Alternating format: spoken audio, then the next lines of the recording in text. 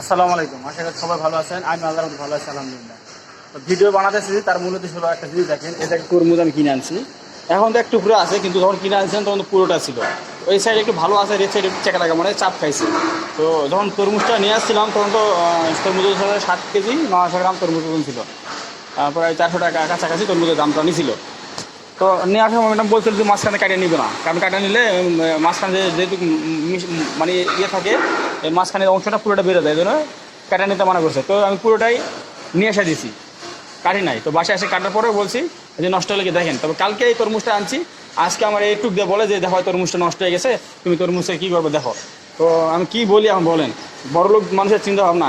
তো আপনি যদি ম্যাডাম যদি পুরো তরমুজটা আমার দিত তাহলে একটা কথা আছে, যে পুরো তরমুজটা আমার দিচ্ছে, কিন্তু এতটুকু তরমুজ আমি এটা দেখাইবো কি আর এটা বলবোই বা কি, আমি নিজেই চিন্তা করতে পারতেছি না। এখন তো আমি তার কথা অনুযায়ী এটা হয় ফেরত দাও না বদলে নিয়ে আসো, কিছু একটা তো করো।